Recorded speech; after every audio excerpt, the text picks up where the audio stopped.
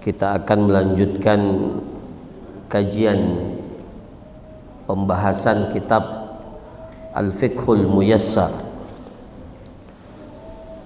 di mana pembahasan kita masih dalam pembahasan Kitabul Muamalat terkait dengan persoalan muamalat. Dan pada malam hari ini kita telah masuk ke bab yang ke-6 dari Kitabul Muamalat, yaitu tentang fil hawalah atau al-hiwalah. Apa itu hiwalah atau apa itu hawalah?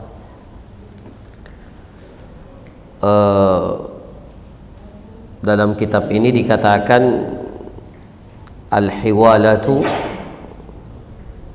naqlud dain min dhimmatil muhil ila dhimmatil muhal alaihi.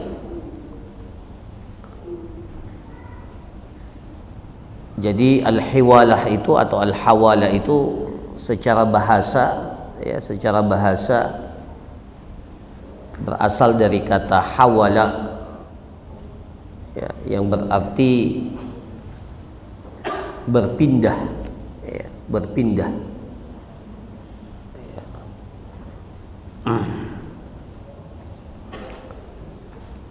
Adapun secara istilah, maka dalam kitab ini dikatakan al-hawala atau al-hiwalah itu adalah naqlud dain, memindahkan utang. Memindahkan utang. Yang dimaksud dengan utang ini baik utang yang dihasilkan atau yang berasal dari jual beli, atau utang yang terkait dengan al-qard, ya, masalah qard, utang piutang. Jadi masalah hiwala ini adalah masalah terkait dengan utang. Jadi hiwala itu adalah naqlud dain, memindahkan utang itu min dhimmatil muhil, dari tanggung jawab al-muhil, orang yang memindahkan tanggungan utang itu ila dhimmatil muhal alaihi, kepada tanggungan orang yang kepadanya dialihkan tanggungan utang itu. Jadi dalam akad hawala ini ada 3 orang yang terkait, ya, 3 orang yang terkait. Jadi ada orang yang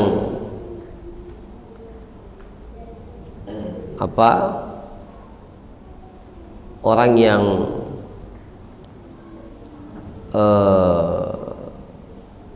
memberikan utang, ya, memberikan utang yang biasa kita sebut dengan al-muqrid, ya, dalam pembahasan al-qard. Jadi si A memberikan utang, pinjaman kepada si B. Berarti B statusnya sebagai orang yang berutang kepada si A. Kemudian si A menagih utang itu kepada si B. Ternyata si B mengalihkan utang itu kepada si C. Nah, jadi terjadi perpindahan utang. Perpindahan utang dari tanggungan si B ke tanggungan si C. Itu disebut dengan hiwalah.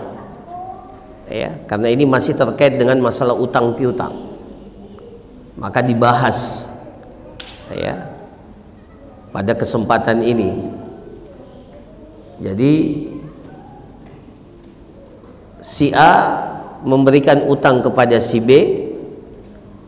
Ketika si A menagih utangnya, maka si B mengatakan tagih utang itu kepada si C. Ya.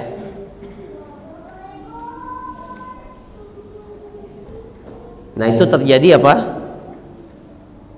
Terjadi perpindahan tanggung jawab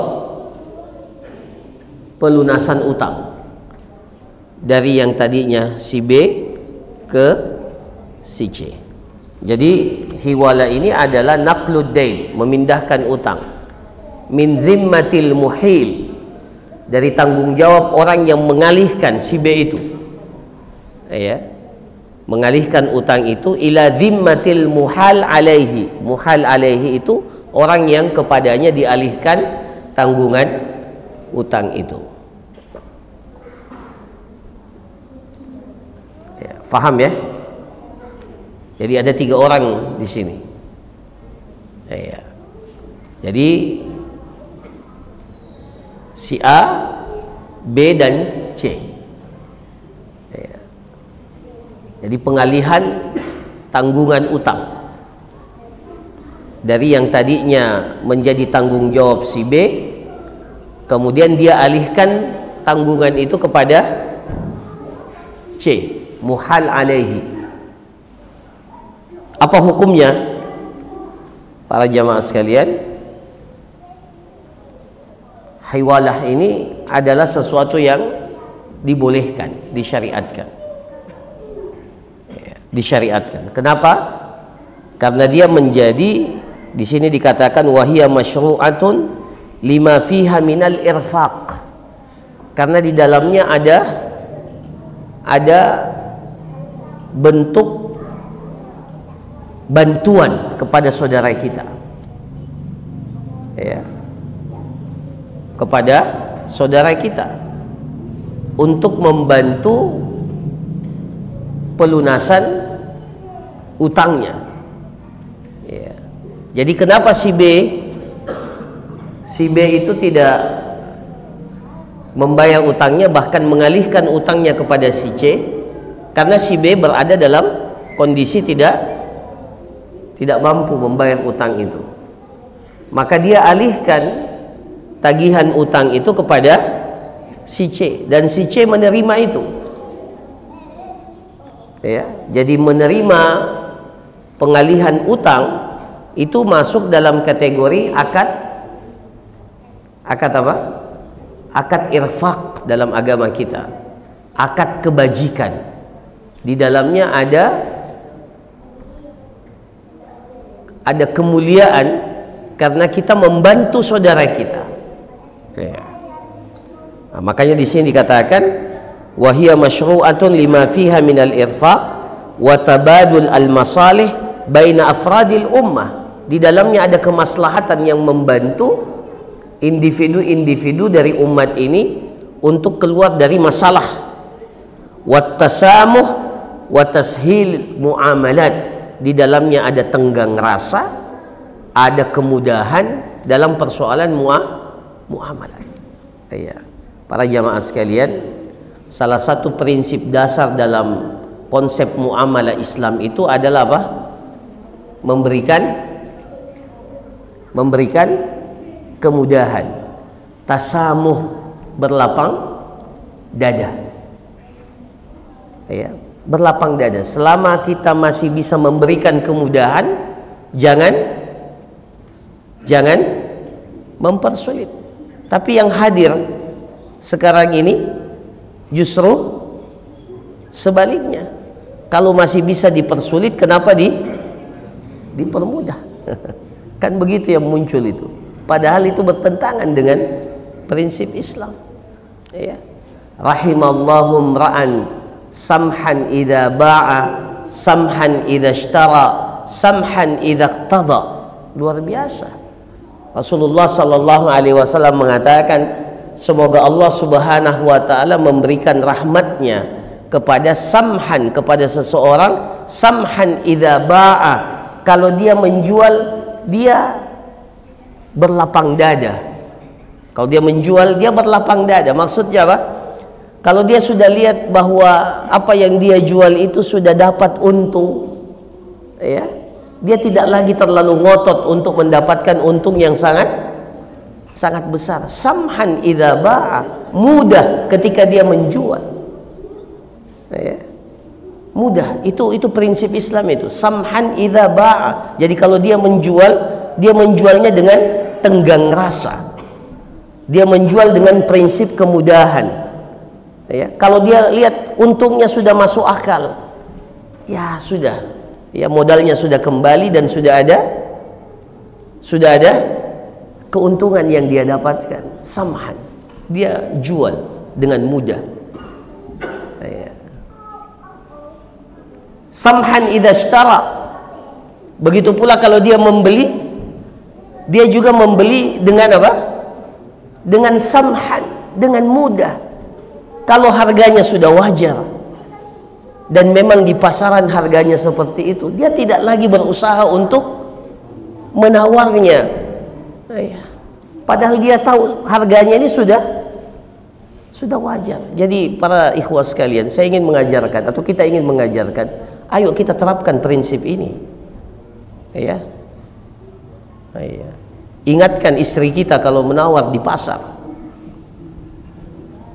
jangan terlalu, kalau sudah wajar harganya, apalagi saudara kita sesama muslim yang menjual, ya. Kalau harganya sudah apa? Sudah masuk akal, tidak usah lagi ditawar terlalu berlebihan, ya. Kecuali memang kalau kita tahu harganya, ya, dia mempermainkan harga, ya kita tawar. Tapi kalau sudah memang begitu harganya, kita tahu harganya, barang yang biasa kita beli dan harganya seperti itu, jangan lagi dipaksakan untuk, ya. Kemudian kata Rasulullah, samhan idza iqtada, kalau dia membayar utangnya dia juga, ya, dia juga mempermudah, tidak mempersulit, ya, proses pembayaran utang itu. Jadi ini satu prinsip, ya, ini satu prinsip dalam muamalah Islam yang, ya, kelihatannya semakin hari semakin menipis keberadaannya, hadirnya di tengah-tengah kehidupan kita. Ya, kita kalau muamalah yang selalu muncul, yang pertama itu curiga. Ini kayaknya tidak benar ini, ya. Padahal harusnya, ya, harusnya prinsip kita itu samhan, permudah. Ya, ini bukan ibadah. Kalau ibadah kita harus saklek. Kalau ibadah, ya, tidak boleh macam-macam. Kalau kita ibadah kepada Allah Subhanahu, tidak boleh kita berkreasi. Ya, kalau tidak diberikan kemudahan, jangan mempermudah ibadah itu. Itu kalau ibadah. Tidak boleh kita mempermudah kalau tidak diberikan kemudahan. Tapi kalau dalam masalah muamalah, prinsipnya kalau bisa mempermudah, kenapa dipersulit? Ya, bagus sekali itu tagline-nya Pegadaian itu, ya, mengatasi masalah. Masya Allah, itu bagus sekali, ya. Tapi sayangnya tidak tahu apakah betul-betul mengatasi masalah tanpa masalah atau tambah masalah.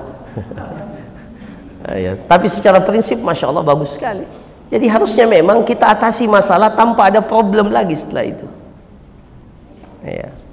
Jadi salah satu bentuk kemudahan yang diberikan dalam persoalan utang ini adalah bolehnya pengalihan tanggung jawab pelunasan utang. Itu yang disebut dengan hiwalah ini atau hawalah ini, ya. Apa dalilnya? Dalilnya disebutkan dalam kitab ini, an Abi Hurairah radhiyallahu an, anna Rasulullah sallallahu alaihi wasallam qala, ya, Rasulullah sallallahu alaihi wasallam bersabda, matlul ghaniyyi zulmun wa idza utbi'a ahadukum ala mali'in falyatba'. Rasulullah sallallahu alaihi wasallam bersabda, matlul ghaniyyi zulmun, orang yang sanggup membayar utangnya, sanggup bayar utang.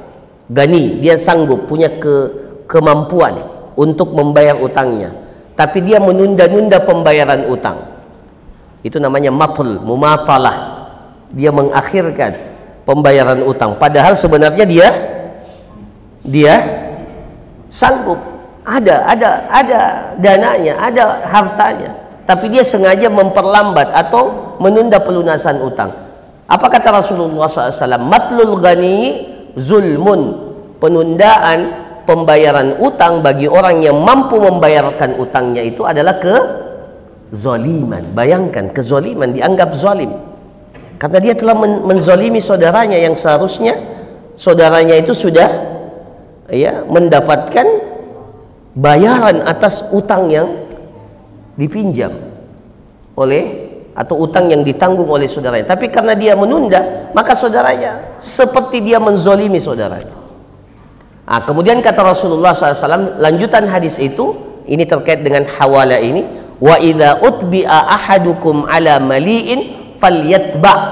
Apabila seseorang di antara kalian, idza utbi'a ahadukum, seseorang di antara kalian itu dialihkan penagihan utangnya ala mali'in, kepada orang yang sanggup membayarkan utang itu, kepada orang yang kaya, memiliki kesanggupan untuk pelunasan itu, falyatba', maka hendaklah dia menerima pengalihan itu. Ya, jadi tadi contohnya si A memberikan pinjaman utang kepada si B. Si B bilang, A, tanggungan utangmu saya alihkan kepada siapa? C. Si A ini tahu bahwa si C ini orang yang mali. Mali itu orang yang mampu, memiliki kekayaan dan memiliki kemampuan untuk melunasi utang itu. Itu namanya mali. Jadi kata Rasulullah, idza utbi'a ahadukum ala mali'in, apabila seseorang itu diminta untuk mengalihkan tagihan utangnya kepada mali, kepada orang yang memiliki kemampuan, ala mali'in, maka falyatba', hendaklah orang yang dialihkan tanggungan penagihan utangnya itu menyetujui itu, falyatba'. Jangan dia bilang, saya tidak mau, saya mau tagih sama anda. Ya, jadi si A mengatakan kepada si B, saya tidak mau tagih ke C, saya mau tagihnya sama anda saja, saya tidak mau tahu si C. Jangan seperti itu. Syariat kita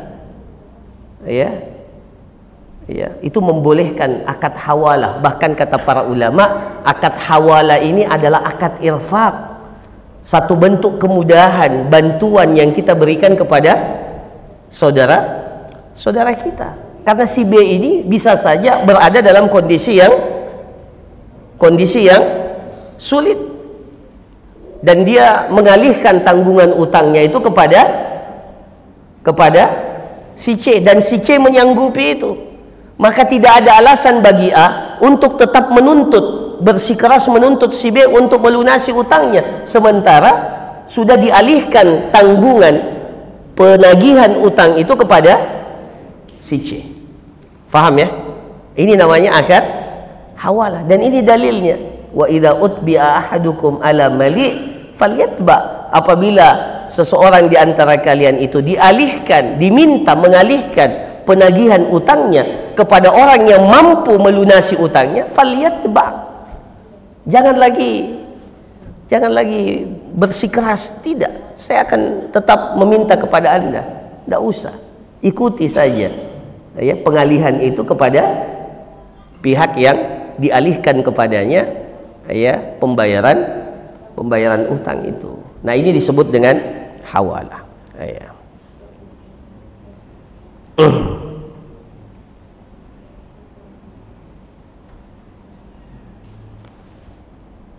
Ya, jadi makna hadis ini, ini dijelaskan dalam kitab ini, makna hadis ini ya. Idza utbi'a ahadukum ala mali'in falyatba. Di sini dikatakan wa ma'nahu idza uhila bid-daini alladhi lahu. Ya. Jadi kalau orang yang yang memberikan pinjaman itu datang menagih, kemudian ternyata orang yang ala musirin falyahtal. Kemudian orang yang meminjam itu mengalihkan, ya, si B tadi ya, mengalihkan penagihan utangnya itu kepada musir. Musir itu orang yang memiliki kemampuan, orang yang memiliki kekayaan. Falyahtal, maka hendaklah dia menerima pengalihan itu. Wal yaqbal al hiwalah, dan hendaklah dia menerima akad hiwala itu. Fa idza ahala al madinu dainahu ala muflisin raja'a bihaqqihi ala man ahalah li'anna al-falas aibun walam yardha bihi falahu haqqur ruju'. Tapi ya maknanya ya makna mafhumnya yang kita fahami, kalau ternyata orang yang dialihkan kepadanya penagihan utang itu ternyata bukan orang yang berada dalam kelapangan. Ternyata orang yang dialihkan kepadanya penagihan utang itu muflis. Juga apa? Muflis. Apa itu muflis? Ternyata bangkrut. Iya, utangnya lebih banyak daripada hartanya. Muflis itu kalau dalam fikih muamalat, ya, orang yang memiliki utangnya, orang yang memiliki aset, dia punya harta, tapi utangnya jauh lebih banyak daripada asetnya, itu muflis itu. Nah, ternyata setelah dicek, orang yang dialihkan kepadanya tanggungan utang itu ternyata muflis, maka tidak berlaku hadis ini.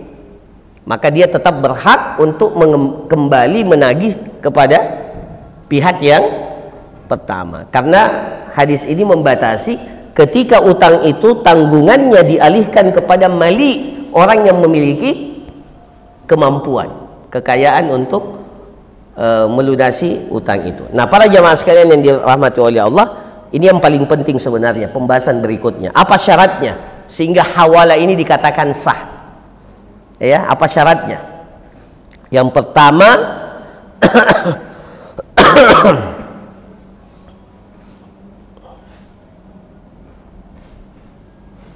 ya.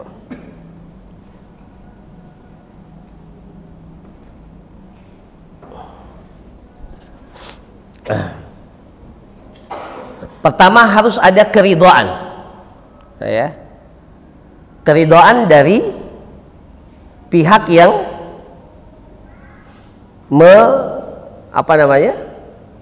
dari semuanya sebenarnya, dari pihak-pihak yang berakad ini. Jadi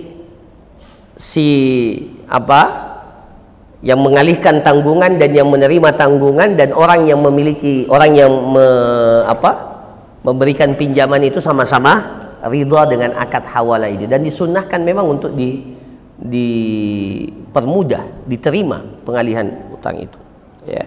Dikatakan ridhal muhid li'annahu mukhayyarun fi jihatil qada'id dain, ya. Jadi orang yang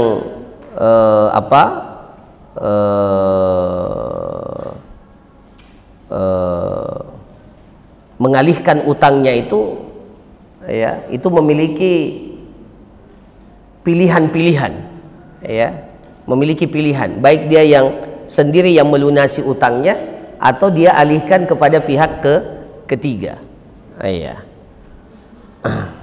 Maka dibutuhkan adanya keridhaan dari masing-masing pihak. Kemudian yang kedua, nah ini yang penting ya, kaunul malaini al-muhal bihi wa alaihi muttafiqaini qadran wa jinsan wa sifatan. Memang utangnya, tanggungannya sama jenisnya, sama kadarnya, dan sama sifatnya. Jadi kenapa terjadi pengalihan utang ini? Karena ternyata begini para jamaah sekalian, si A memberikan pinjaman kepada si B. Si B juga memberikan pinjaman kepada si C. Nah, ini tadi luput kita jelaskan ya. Jadi masing-masing memiliki hak. Si A memiliki hak kepada yang harus ditunaikan oleh si B. Si B juga memiliki hak yang harus ditunaikan oleh si C. Nah, ketika si B ini tidak mampu menunaikan kewajibannya untuk melunasi hak si A, maka dia katakan, saya alihkan tanggungan ini kepada si C. Tapi apa syaratnya? Nah, ini syaratnya, bahwa jenis, kadar, dan sifat utangnya itu sama. Jadi si A memberikan pinjaman kepada si B 10 juta.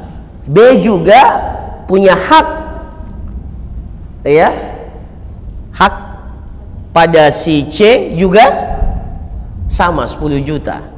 Ya, tidak boleh dialihkan utangnya. Si A memberikan pinjaman kepada si B 10 juta, kemudian si B memberikan apa? Pinjaman kepada si C cuma 1 juta. Ya. Kemudian pada saat ditagih dia bilang, tagih saja di sana. Nah, itu enggak.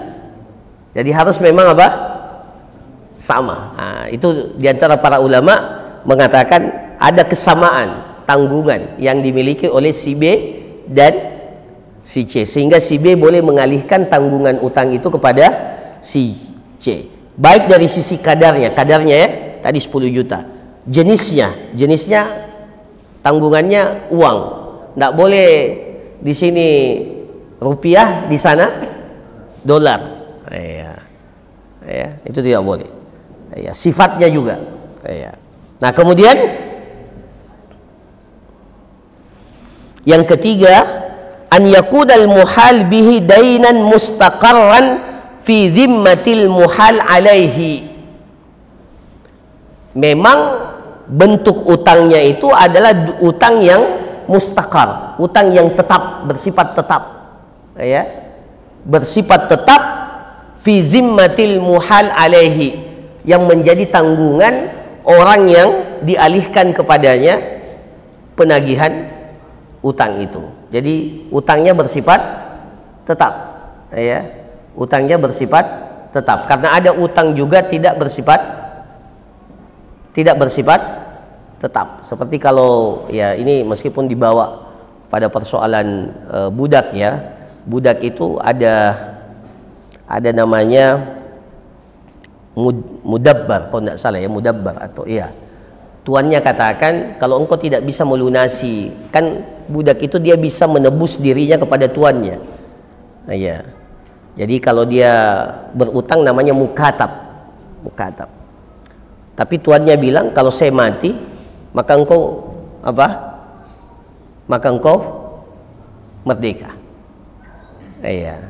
Jadi pada asalnya dia berutang, tapi utangnya itu sebenarnya tidak berkekuatan tetap, karena dijanjikan oleh apa? Oleh tuannya, bahwa kalau tuannya meninggal dunia, maka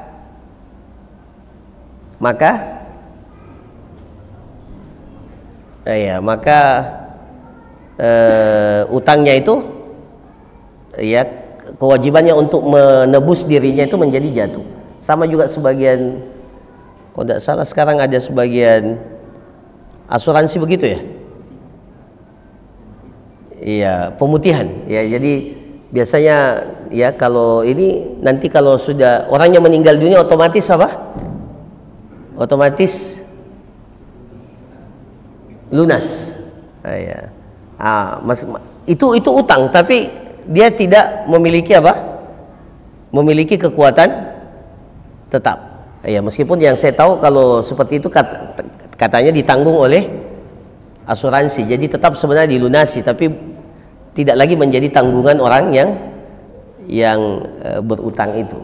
Ya, dilunasi oleh pihak ketiga juga sebenarnya. Tapi dalam konteks ini kelihatannya utangnya itu tidak tetap. Jadi utang itu yang ditanggung oleh si C itu memang harus utang yang berkekuatan tetap sehingga si B bisa mengalihkan kepada si C penanggungan, ya, pengalihan tanggungan utang itu. Nah, ini syarat yang ketiga. Nah, para jamaah sekalian yang dirahmati oleh Allah, apa efeknya, apa akibatnya? Di sini dikatakan wa yatarattabu 'alal inqadil hawala as-sahihah hasba ma dzukir intiqalul haq min dhimmatil muhil ila dhimmatil muhal alaihi. Kalau akad hiwala ini terpenuhi semua syaratnya, maka otomatis terjadi pemindahan tanggungan, ya. Jadi terjadi hawala. Hawala itu tadi kita katakan pemindahan apa? Tanggungan yang tadinya berada pada si B akhirnya menjadi tanggungan siapa? Si C. Nah, itu jadi kalau akad hawalahnya itu sah, ya, memenuhi persyaratan, maka otomatis efek akibat yang timbul itu konsekuensinya beralihnya tanggungan utang itu dari si B kepada si C. Otomatis B itu otomatis apa? Otomatis karena tanggungan utangnya sudah beralih, maka dia sudah dikategorikan bebas dari tanggung jawab. Kalau betul-betul si C ini memenuhi syarat yang seperti saya katakan tadi, ya, bahwa dia memang memiliki kekayaan, memiliki aset, ya, dan memiliki tanggungan yang memang harus dilunaskan atau ditunaikan kepada si B. Tapi karena dialihkan kepadanya, maka si A tidak perlu lagi menagih kepada si B, dia tinggal menagih kepada si C. Nah, ini para jamaah sekalian. Nah, ini konsekuensi. Nah, kemudian dalam kitab ini disebutkan dua bentuk, ya, dua bentuk hiwalah, ya, wa minas suwaril mu'asirah lil hiwalah, ya. Di antara bentuk-bentuk yang dilakukan saat ini dalam bentuk hawalah ini yang disebut dengan al-hawalatul masrafiyah, transfer bank, ya, transfer bank, ya. Jadi kita datang ke bank, ya, mentransfer sejumlah dana kepada pihak pihak yang akan menerima transfer itu. Bagaimana akadnya itu transfer itu? Ya, kalau sekarang alhamdulillah kita pakai mobile banking, ya, kita transfer.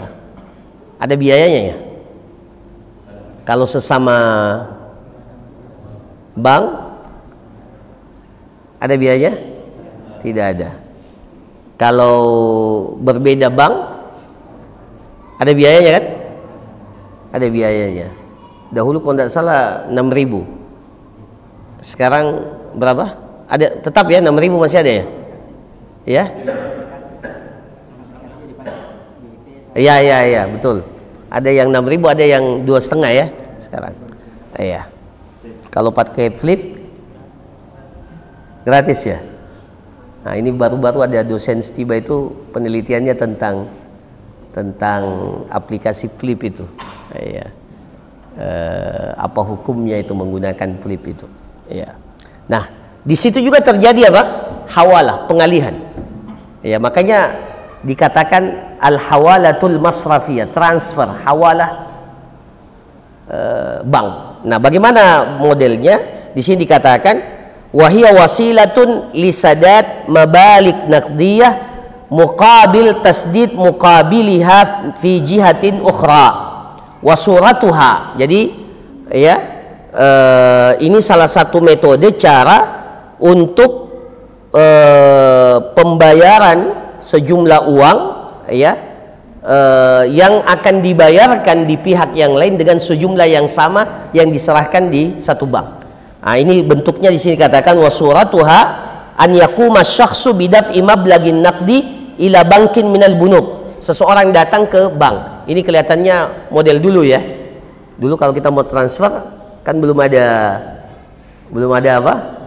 mobile banking, ya. Jadi kita yang harus datang ke bank. Kita mau transfer, ya. Jadi kita datang ke bank, meskipun ya mirip-mirip juga dengan yang kita lakukan sekarang, ya. Jadi seseorang datang, ya, dia bawa apa? Uang, sejumlah uang yang akan ditransfer ke salah satu bank, ya. Nah, ketika kita meminta bank untuk mentransfer uang itu, ya, taliban minhu sadat qimata hadal mablagh li shakhsin akhar fi baladin akhar nadir umulah yataqadaha al-bank. Nah, ini masih terjadi yang lebih spesifik kalau terjadi transfer antar negara. Ini contohnya transfer antar negara ini yang disebutkan di sini. Jadi dikatakan taliban minhu sadat qimata hadzal mablagh li shakhsin akhar. Jadi umpamanya ada seseorang yang mentransfer uang dari Indonesia ke pihak yang berada di mana? Di Malaysia umpamanya. Mata uangnya sama enggak? Mata uangnya sama enggak? Kita punya rupiah di sini. Nanti diterimanya di sana ringgit.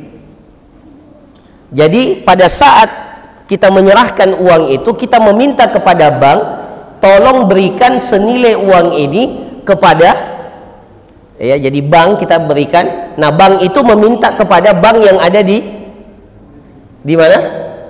Di Malaysia. Bagaimana caranya? Itu bank yang ngurus. Ya. Tapi kita taunya dana itu sampai.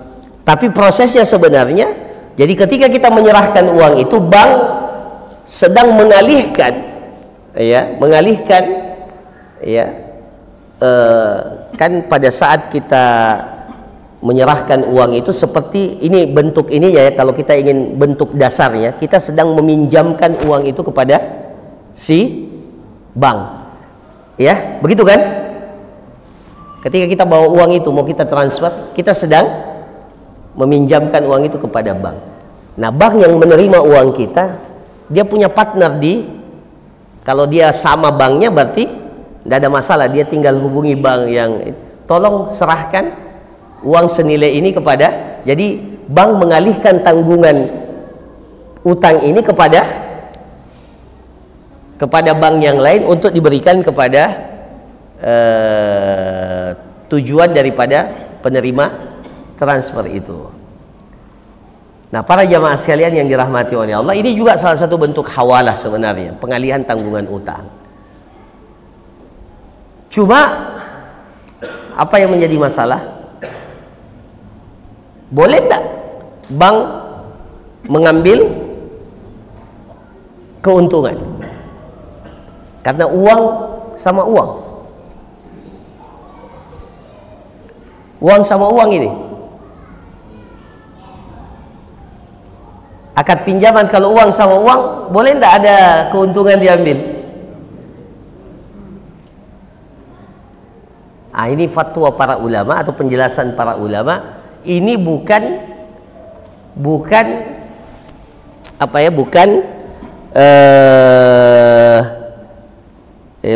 akad muawadah, bukan transaksi jual beli.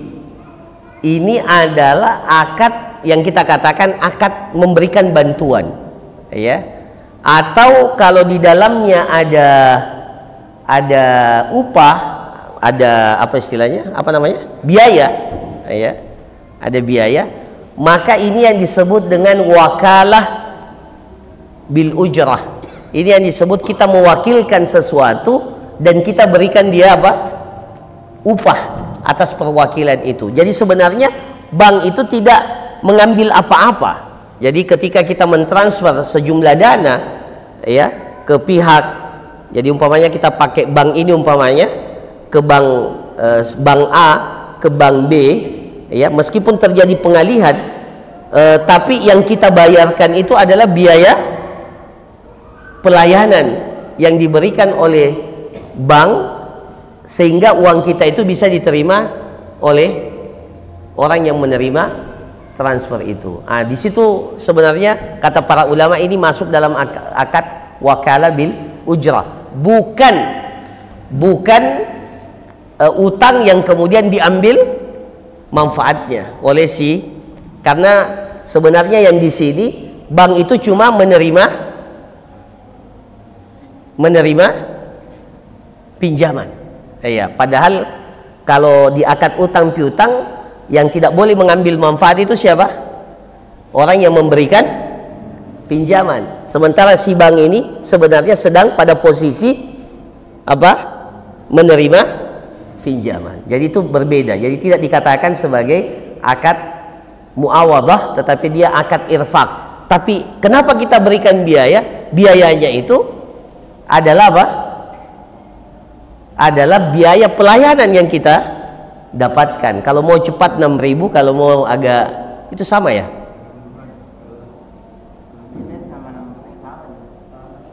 Sama cepatnya. Iya. Apa yang membedakan?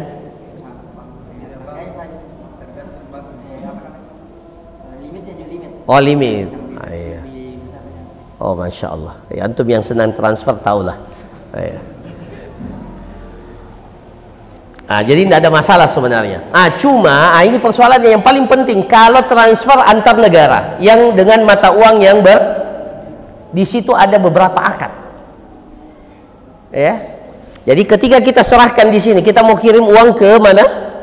Malaysia. Di sini rupiah, di Malaysia ringgit. Boleh tidak langsung begitu? Ini 1 juta nanti terima. Tidak boleh. Tidak boleh serta-merta. Jadi harus kita dengan bank pertama akadnya itu akad sarf dulu. Apa itu akad sarf? Akad apa? Sarf itu tukar menukar uang. Jadi pada saat pertama sebelum transfernya ya, sebelum transfernya apa yang kita lakukan? Kita berakad dengan bank 1 juta itu berapa ringgit? Ya, 1 juta berapa ringgit? Ini kalau mau kirim 1 juta. Nah, harus selesai dulu itu dengan bank ini. Ya. Jadi 1 juta itu berapa ringgit? Jadi kita tahu senilai berapa ringgit yang akan diterima oleh pihak yang ada di Malaysia. Itu harus kita tahu. Jadi harus, dan kalau uang dengan uang pada saat belajar riba bagaimana aninya? Harus apa? Boleh enggak uang dengan uang? Ringgit dengan rupiah boleh tidak? Boleh, tapi harus sudah lupa pelajaran riba ya. Harus apa? Harus tunai, karena berbeda mata uangnya, maka syaratnya cuma satu. Beda rupiah dengan rupiah. Kalau rupiah dengan rupiah dua syaratnya, harus sama dan harus tunai. Tapi rupiah sama ringgit berbeda mata uangnya, syaratnya cuma satu agar tidak terkena riba. Apa itu? Harus tunai. Nah, bagaimana tunainya di situ? Ketika kita menyerahkan apa? Rupiah, ringgitnya diterima di sana. Tunai enggak itu? Kata para ulama itu tunai ketika sudah terjadi akad dan kita sudah lihat bahwa nilai ringgitnya, kita kan ketika kita kasih uang 1 juta, bank kasih kita kertas, di kertas itu sudah tertulis sekian ringgit. Nah, di situ sudah terjadi tunai di situ. Nah, kemudian setelah itu kita minta ke bank, ini bentuknya ya, kita minta ke bank agar uang ringgit yang sudah yang tukar itu kita minta ditransfer ke bank yang ada di Malaysia untuk diterima dengan wakala bi ujrah. Jadi ada berapa akad di situ? Ada 2 akad. Pertama akad sarf namanya. Kemudian setelah itu kita minta lagi bank untuk menjadi wakil kita, dan tentunya kita bayar upahnya itu, ya, biayanya itu untuk dia mentransferkan ke pihak yang berada di Malaysia. Nah, itu yang disebut hawalah masrafiyah.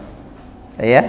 Jadi ini salah satu bentuk transfer pengalihan utang yang dilakukan saat ini. Dahulu dikenal dengan nama apa?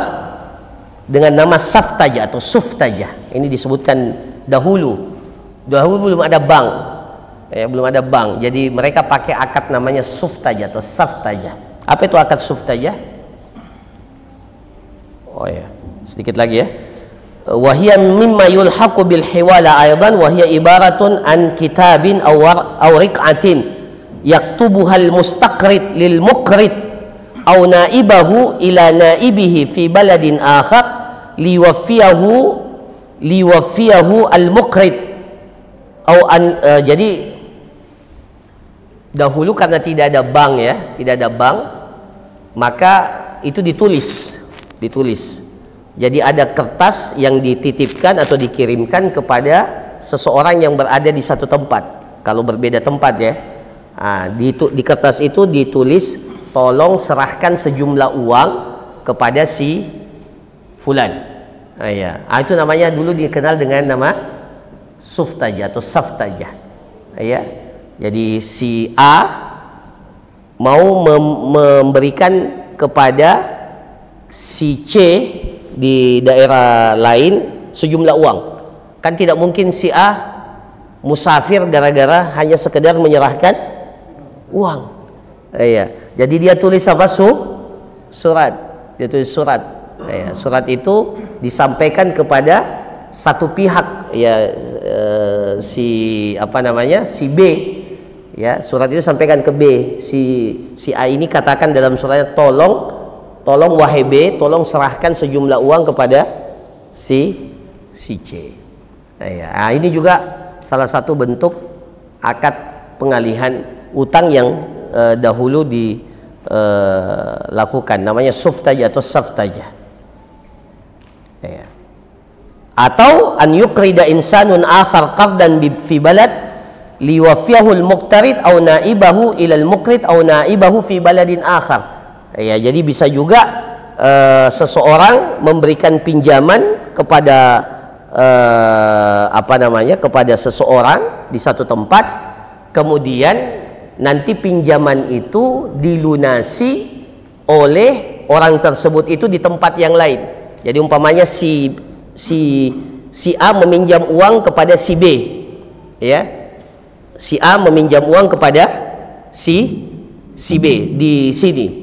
Kemudian si A ini akan musafir setelah itu, dia tinggalkan tempat itu, nanti dia akan tiba di satu tempat di daerah yang lain, otomatis si A ini ketika ingin melunasi utangnya kan tidak mungkin dia kembali ke tempat asal. Si B itu punya perwakilan di tempat itu, nanti dia katakan, nanti kamu bayarkan utang itu kepada si C. Si C ini biasanya sudah punya hubungan dengan si A, mungkin juga punya hubungan utang piutang. Ini juga dikatakan dahulu namanya saftajah atau suftajah. Itu asalnya dari kata bahasa Persia yang kemudian diarabkan. Ini diperselisihkan oleh para ulama, tetapi yang sahih dia itu dibolehkan karena di dalamnya ada kemaslahatan, pengalihan utang yang di dalamnya ada unsur kemudahan. Pada intinya sebenarnya kalau kita ingin menarik kesimpulan dari pelajaran ini, hiwala itu semakin utang itu bisa dimudahkan untuk pembayarannya, jangan ditolak, karena ini bentuk kemudahan, bantuan yang diberikan kepada seseorang dalam pelunasan utang. Jadi asalnya hiwalah itu adalah pengalihan tanggungan utang. Saya kira demikian para jamaah sekalian apa yang dapat disampaikan. Insya Allah pembahasan kita yang akan datang terkait dengan wakalah. Ini termasuk pembahasan yang paling penting karena banyak hal kita wakilkan kepada orang. Insya Allah kita akan jelaskan pada pertemuan yang akan datang terkait dengan masalah al-wakalah. Saya kira cukup. Kalau ada pertanyaan satu.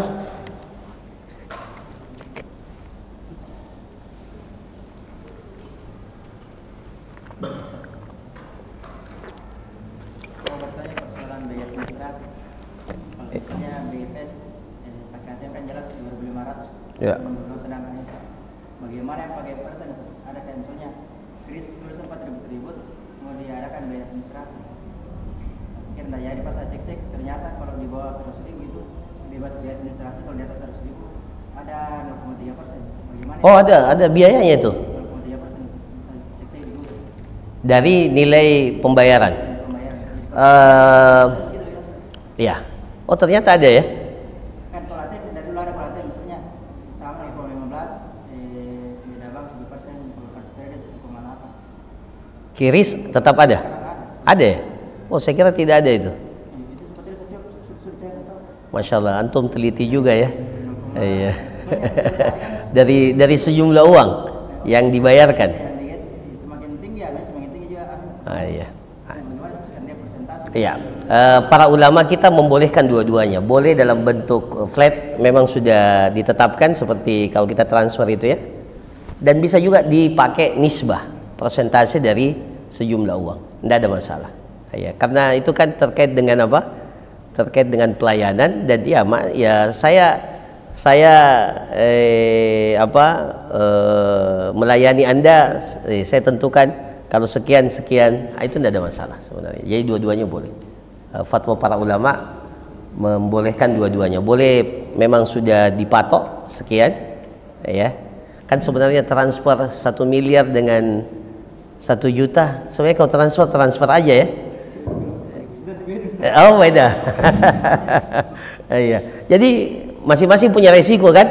Iya, maka saya juga pertama kali lihat waktu di Pegadaian itu ternyata semakin besar nilai semakin besar juga biaya administrasinya ya di Pegadaian. Ya bahkan di Pegadaian Syariah. Jadi beda kalau antum gadaikan 1 gram emas dengan 10 gram. Ya itu beda biaya penjagaan. Mereka istilahkan upah penjagaan. Padahal ternyata penjagaannya itu emas semua disimpan di kotak yang sama.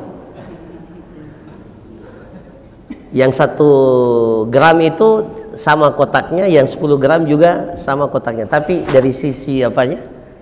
Dari sisi biaya penjagaannya, mereka istilahkan bukan biaya penjagaan, biaya sewa tempat.